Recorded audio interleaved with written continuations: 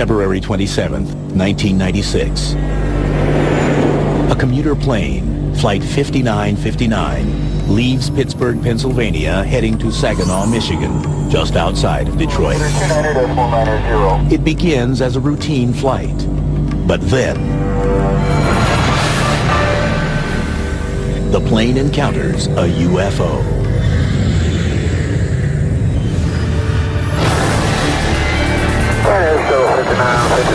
That's affirmative. It's a light that it goes dim and it gets bright. I don't know if we're getting closer to it or what, but it looks like a rotating light around it, like a frisbee type thing that's going around it. On the ground, air traffic controllers scan their radar screens. Air Shuttle 5959, that's a negative, sir. I don't have anything out in front of you at 12 to 1 o'clock. But the pilot of a nearby plane also chimes in. We can see a clear, relatively solid cloud deck below us. And this is definitely a distinct whitish, it's looking a little red and greenish light sort of pulsating, and it is constant. It's not a beacon. Suddenly, the pilot of Flight 5959 is forced to take evasive action.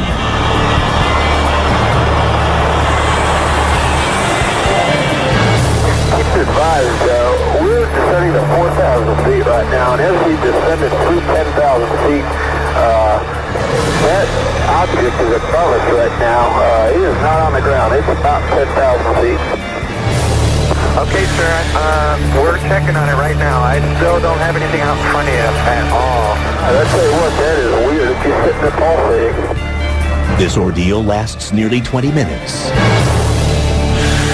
Then, the strange object simply disappears. No passengers or crew are injured in this encounter. And the airlines involved, following industry practice, will offer no comment on the incident. According to the National Aviation Reporting Center on Anomalous Phenomena, Flight 5959's encounter was just one of over 100 such incidents involving American aircraft in 1996. What should the pilot do in such a situation? Does the U.S. government have an official protocol to deal with UFOs and extraterrestrials?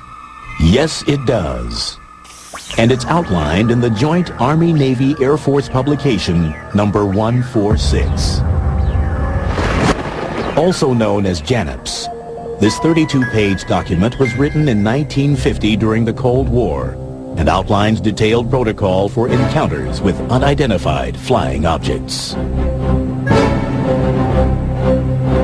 Joint Army-Navy Committee realized that America was vulnerable to enemy attack from the air and from space. And so the Joint Chiefs decided to institute an observer corps that was made up not only of military observers but civilian observers in the cockpits of civilian aircraft. So they required, with this official regulation, that commercial crews should report instantly, using radio means, anything that they couldn't identify. And it was defined very broadly, but one of the categories was UFO, unidentified flying objects. While commercial pilots are not required to read JANAP 146, FAA regulations do mandate that the document be kept at all air traffic control facilities. Reports filed under the JANAP 146 rules are called surveys, or Communications Instruction for Reporting Vital Intelligence Sightings. The regulations cover both instantaneous radio communications and after-incident reports. They say what to report, which includes UFOs. They say how to report them, and they say what to include in your report, including size, shape, speed, and so on. JANAP 146, Subpart 3B, defines how to render size comparisons and provides lists of adjectives to be used. Head of a pin, a pea, a dime, up to baseball, grapefruit, and basketball. Part 104 reads, every effort should be made to substantiate sightings by taking as many pictures as possible. They're clear, concise, to the point, and still current. When it was revised in 1977, UFOs was still in there, still to be reported, and still to this day. And as publicly available FAA recordings show, these encounters do still continue. According to the regulations, pilots must explain exactly what they see, even when what they see defies explanation. My view of pilots is that they're very high credibility witnesses. They're calm, cool, and collected. They know what they're doing. They're not given to foolishness and hysteria. And that I would listen very carefully to something that a pilot told me. Not subject to the Freedom of Information Act, and they completely 100% deny any existence of UFO records. In fact, in one letter, NORAD tried to tell me they didn't even know what JANAP 146 was. And in JANAP 146, in black and white, says NORAD as the retrieval agency for these UFO reports. The other thing about JANAP 146 has to do with penalties that you would incur if you were to report this through non-official channels. These penalties were severe. They included imprisonment and I think a $10,000 fine. Mighty big incentive to keep your mouth shut. And many believe there are also other forces that limit pilots from making any reports of UFOs. I think there's tremendous pressure just in society in general that discourages people from bringing up things that are considered paranormal, UFOs, flying saucers being one of them. This breeds secrecy. Secrecy breeds distrust. That generates more pressure in this terrible, kind of cycle. To many researchers in the field, this silence is likely a result of what seems to be the primary goal of U.S. government policy on UFOs: secrecy. It seems clear from a lot of the government discussions of the problem of contact that they wouldn't make this known to the public if it happened. The general attitude of the government about not only about UFOs but many other things is just to play it safe and not tell the public what's going on. But many outside the government are increasingly certain that to play it safe, we need a detailed plan to deal with the UFO potential. When we return, if a fake radio broadcast can set off a panic, just imagine what a real alien invasion would do. May 30th, 1995, Nellis Air Force Base, Nevada. August 24th, 1990. Greifswald, Germany. July 6th, 1995. Tirana, Albania. Many researchers believe that with the increasing number of UFO sightings, it is just a matter of time before an irrefutable alien encounter happens. In that case, what plans do we have for dealing with them? What if the aliens are hostile, intent on conquering us? How will people react? A dress rehearsal for just such a scenario took place in 1938 during a radio broadcast to the eastern United States. Ladies and gentlemen, I have a grave announcement to make. Incredible as it may seem, those strange beings who landed in the Jersey farmlands tonight are the vanguard of an invading army from the planet Mars. War of the Worlds was a science fiction story written in the 1890s and broadcast by Orson Welles on his Mercury Theater of the Air. The battle which took place tonight at Grover Mills has ended in one of the most startling defeats ever suffered by an army in modern times. Well, it was a very powerful broadcast, and it led to attacks on the radio station and things like that. 7,000 men armed with rifles and machine guns pitted against the single fighting machine of the invaders from Mars. Many people did not realize that they were listening to a radio play, became panicked by what they heard. The broadcast ignited hysteria. Switchboards up and down the East Coast were overloaded with frightened callers. Hundreds of people evacuated their homes. The police even received eyewitness reports of fires raging from the attack. Many people took protective kinds of action that looked silly in retrospect, but seemed very sensible to the people at the time. And the social psychologists have had a wonderful thing to study ever since. Summer 1952. Washington, D.C. With widespread reports of UFO sightings over the nation's capital, the alien invasion scenario became all too real to the U.S. government. What happened next would impact UFO policy for decades. This included radar observations, this included incursions by multiple phenomenon over the Capitol building, and it definitely raised the concern of the United States Air Force. It was bedlam for a while there. It was 2 weekends in a row where UFOs were seen over the White House. We know that President Truman was very concerned about this. The CIA was absolutely intent on doing something about this problem. In January 1953, the CIA convened a panel of scientists and military advisors to study the UFO issue, headed by H.P. Robertson of the California Institute of Technology. While the Robertson panel unanimously concluded that UFOs posed no direct threat to national security, the panel did suggest a plan for dealing with them. The Robertson panel concluded that it was in the best interest of the United States government to suppress media coverage of UFO sightings. And to do that, they recommended a number of standard propaganda methods. They wanted, first of all, to use ridicule to cast the subject into disrepute. And this was in the context of a training program that they wanted to put out, an educational campaign which would involve two components, training and debunking. They use the word debunking, and they actually say that the mass media should be employed by the national security apparatus of the United States to control the way the UFO subject was presented. United States UFO policy would continue to evolve. Evidence of this would be found in a report hidden in top-secret files of the Federal Archives for more than 30 years. Known in the UFO community as the Brookings Report, it was prepared for both NASA and the United States Congress. The Brookings Institute report dates from the very end of 1960.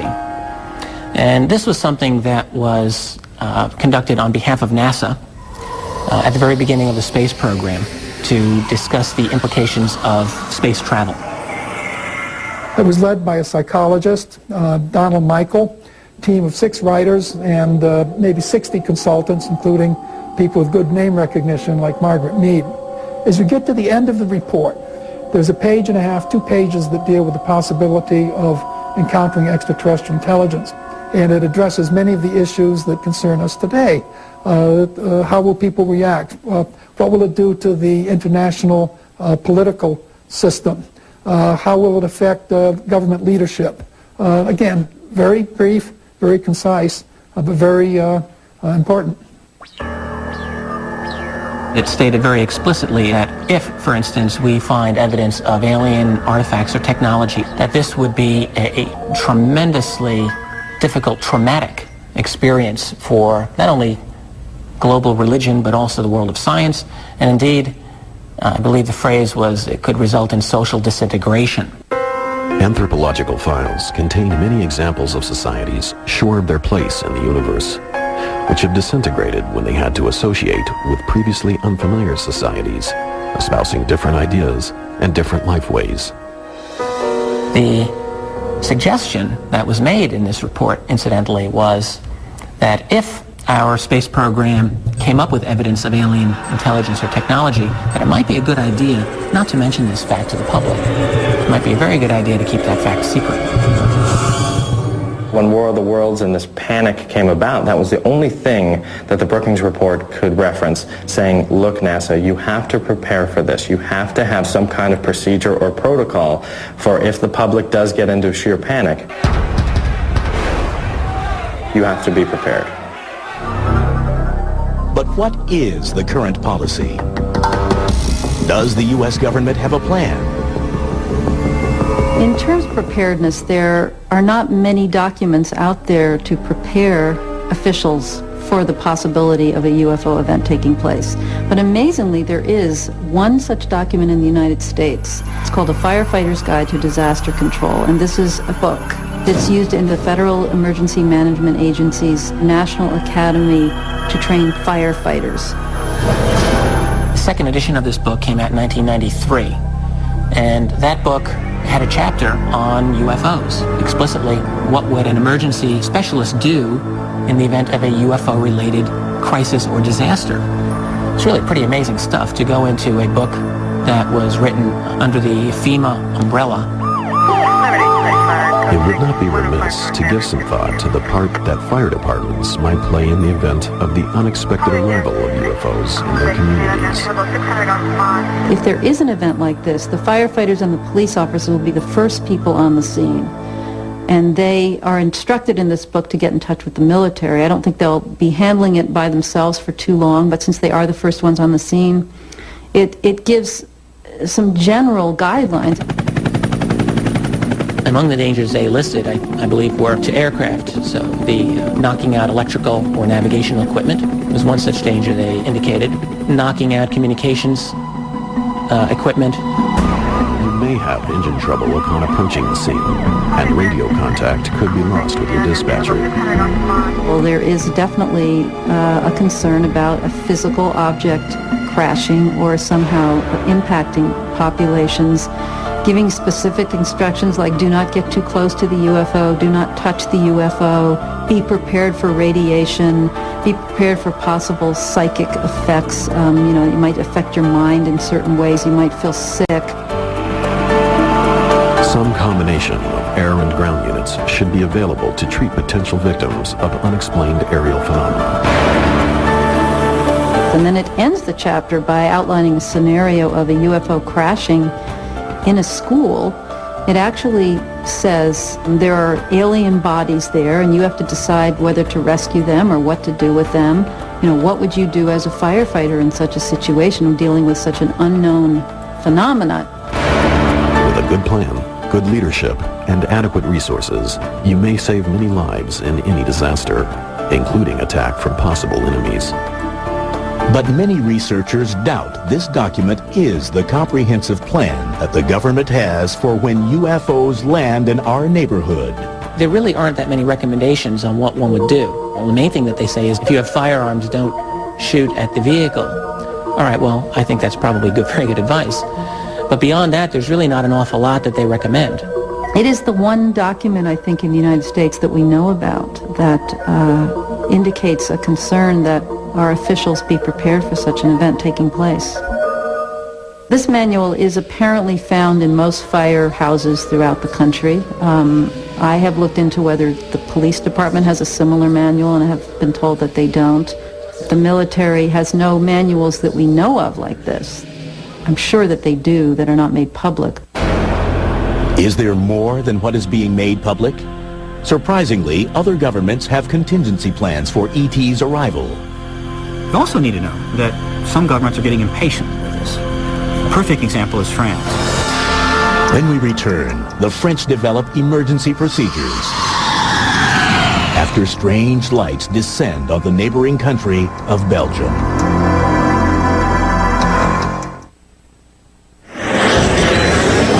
Belgium, November 29th, 1989. Policemen on patrol outside the city of Eupen see a mysterious triangular object with blinding lights hovering over a field. For the police officers, it is the beginning of a 3-hour journey tracking the UFO across the countryside. For Belgium, it is the beginning of a nearly 2-year-long wave of UFO sightings. The significant wave of sightings over Belgium in particular in 1989 and 1990 of triangular aircraft have yet to be identified to this day. On that first night, the police are swamped with telephone calls from 150 witnesses.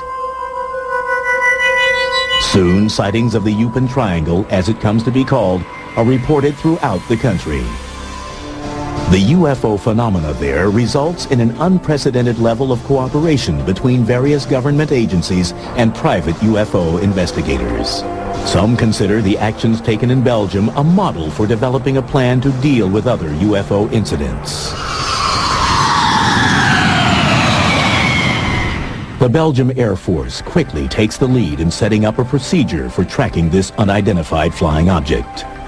Colonel Wilfred de Browner, the Air Force's Chief of Operations, coordinates a special task force to work with local and national police agencies, as well as civilian UFO investigators.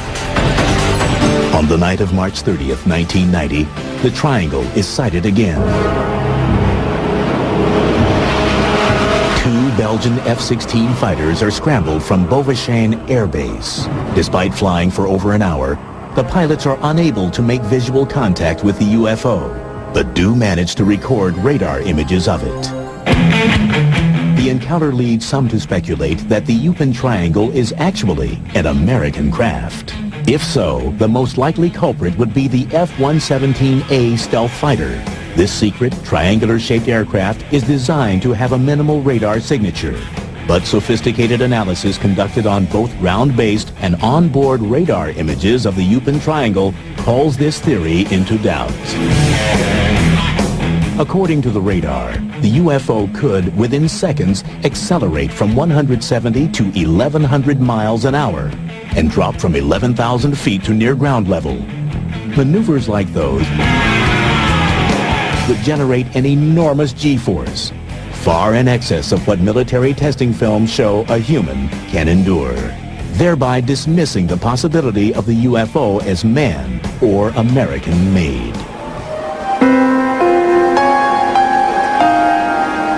The sightings in Belgium, whatever their source, eventually subside, but not before nearly 2,000 people report seeing that flying triangle. After that wave had passed, some members of the European Parliament wanted to organize a UFO investigative body, or actually they wanted to contract a French UFO organization to work with them to check into UFO reports that were on a European-wide basis. That organization is known as SEPRA, a French acronym for Service for Assessment of Atmospheric Re-Entry Phenomena. Housed in France's National Center for Space Research, it is a cooperative European effort for collecting and analyzing UFO information from around the world. In 1999, SEPRA's extensive data provides the basis for a report issued by a French group called COMETA, which translated is the Committee for In-Depth Studies.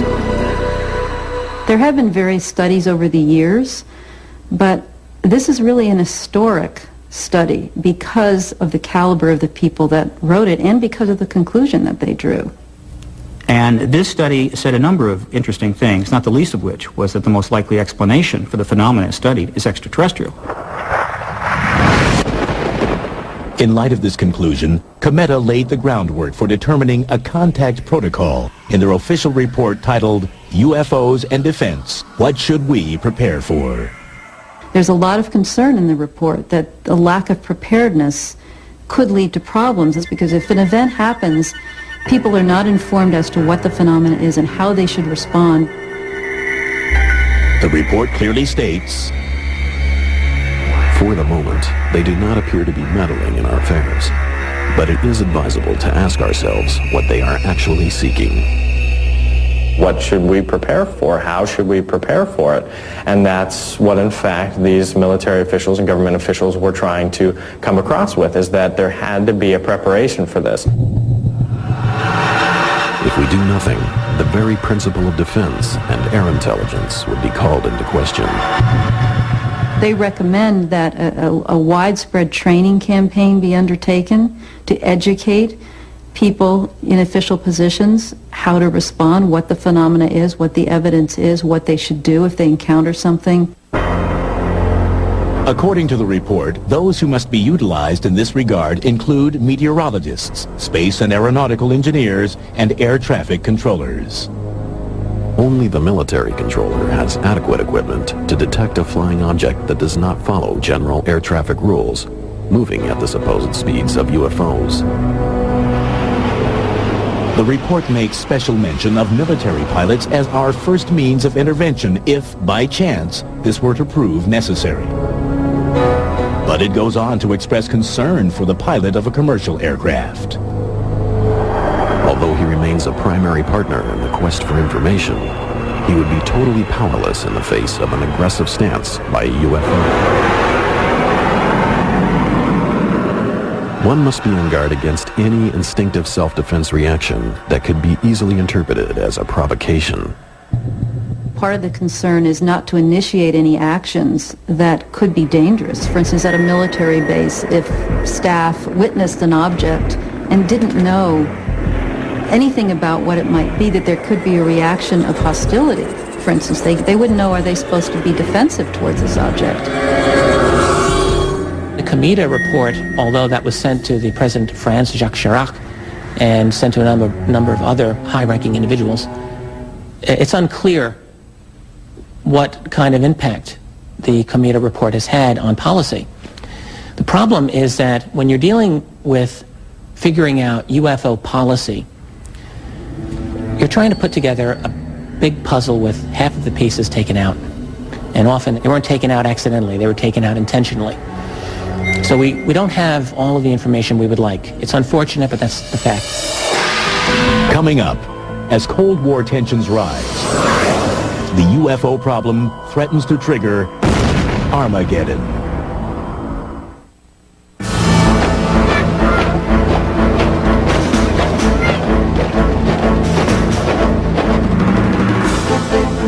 The Cold War. Across the U.S. and the Soviet Union, missile detection systems stand vigilant, tracking all incoming objects, ready to unleash an awesome counterstrike should the unthinkable ever happen.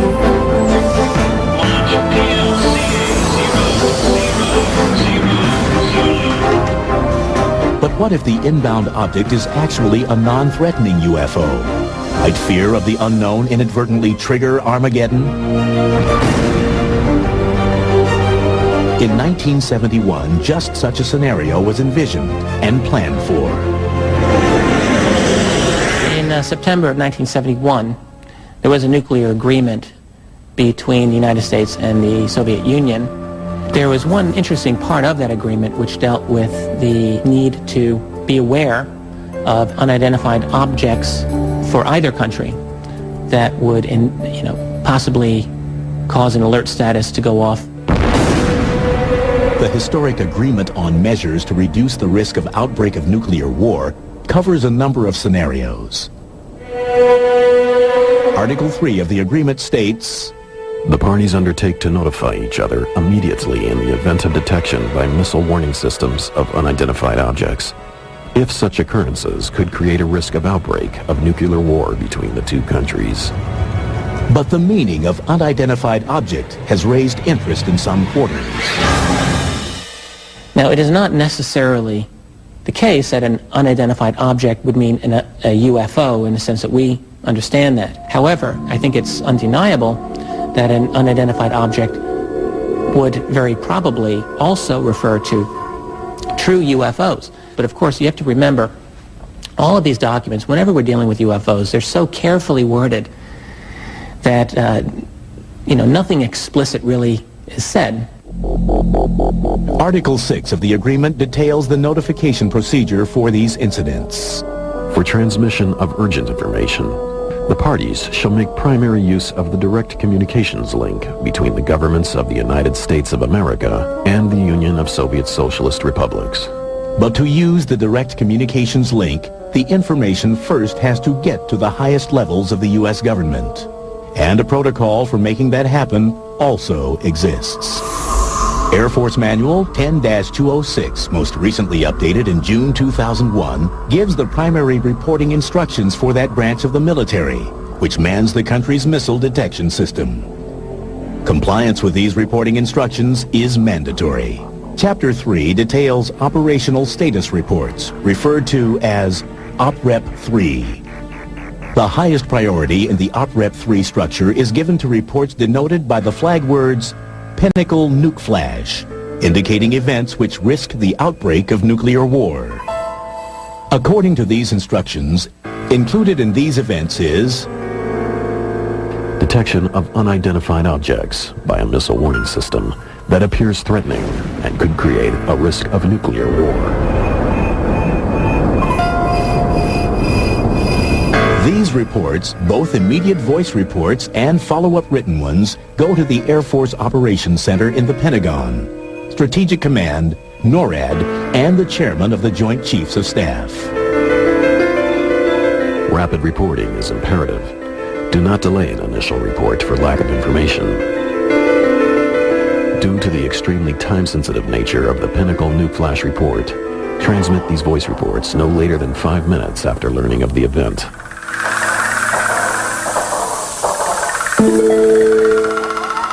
Though this Air Force protocol uses the term unidentified object, as did the U.S.-USSR agreement, many researchers have little doubt of its true intent. I mean, after all, within the U.S., there had, even by 1971, been a long history, very long history of significant, serious, grave airspace violations by UFOs. This had happened many, many times. We presume that the Soviets did too. They had a lot of UFO sightings of their own. Though what ultimately happens to Pinnacle Nuke Flash reports is cloaked under layers of secrecy, they do demonstrate international cooperation, which many think is the key to dealing with the UFO question. In 1977, an effort is made to put the United Nations in the center of implementing the UFO protocol. Grenada. Following a spate of UFO sightings over the tiny island nation, its Prime Minister, Eric Gary, proposes an initiative to incorporate the UFO problem into the UN's official agenda, and even calls for 1978 to be the United Nations International Year of Unidentified Flying Objects. But the Grenada initiative fails, garnering no preparation plans and no discussion of UFO contacts whatsoever. There are people that would prefer not to have any evidence of extraterrestrial life whatsoever, that it really violates their views of Earth, of how the universe works, of our sense of being distinctive and privileged by being what we are here on this planet. Still, the United Nations does figure into some protocol regarding alien intelligence, those dealing with an organization of astronomers called SETI, the Search for Extraterrestrial Intelligence. What the rules call for is, first of all, verification by different observatories, then reporting to various scientific agencies in the UN. Because the idea is that this discovery will be made, for all humankind. Coming up, a law authorizing the government to lock up people who have been extraterrestrially exposed. The search for extraterrestrial intelligence, or SETI, began in 1971 as a NASA program. It primarily uses radio telescopes located around the globe, pointed towards small sections of space to listen for anomalous signals sent by natural or extraterrestrial sources.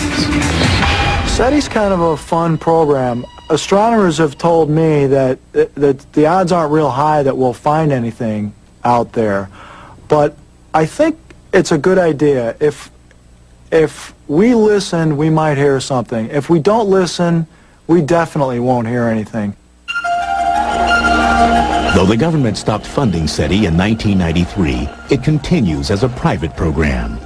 And should the search for extraterrestrial intelligence be successful and contact made, there is a plan for what to do. Called the Declarations of Principles Concerning Activities Following the Detection of Extraterrestrial Intelligence, the procedure calls for verifying plausible explanations, not making any public statement until evidence is credible, contacting the United Nations, and not sending any response to an extraterrestrial signal until appropriate international consultations have taken place. So even if it's a small possibility, I think it's worth it, just in case we hear something unusual. That would be an exciting day. Many researchers continue to believe the government has more extensive plans for when UFOs land here on our planet. But time and time again, official government secrecy surrounding the issue has stymied their efforts at discovering what these plans may be. The researchers in the field can only go so far because the government doesn't want it to go any further. And in the absence of honest, straightforward, and open engagement. You grab anything you can and try to find a connection. Some researchers believed that a now repealed federal law called extraterrestrial exposure was that elusive connection. The law was passed by the U.S. Congress in July 1969, just days before the Apollo 11 astronauts landed on the moon. Tranquility Base here. The Eagle has landed. It authorized NASA to quarantine under armed guard any object, person, or other form of life which has been extraterrestrially exposed. But what does extraterrestrially exposed actually mean? That document, I think, has been greatly misunderstood and misquoted and taken to mean that it deals with alien life forms, for instance.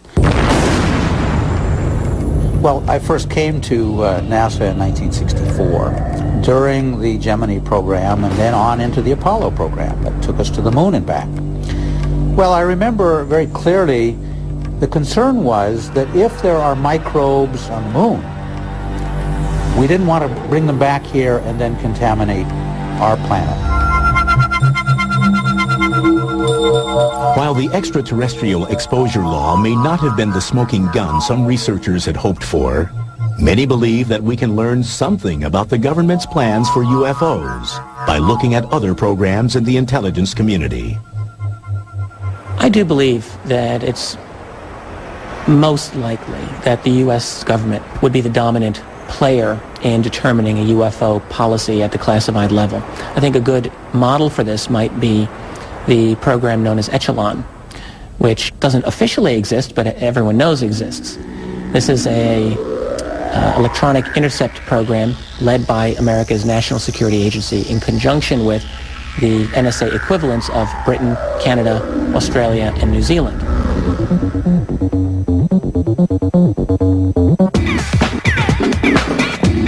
Echelon has been called the most powerful intelligence-gathering organization in the world. It employs an array of surveillance systems around the globe to intercept an estimated 3 billion communications every day, from telephone calls to emails. Though Australia has admitted its part in Echelon, the NSA still will not answer questions about it, even questions from Congress.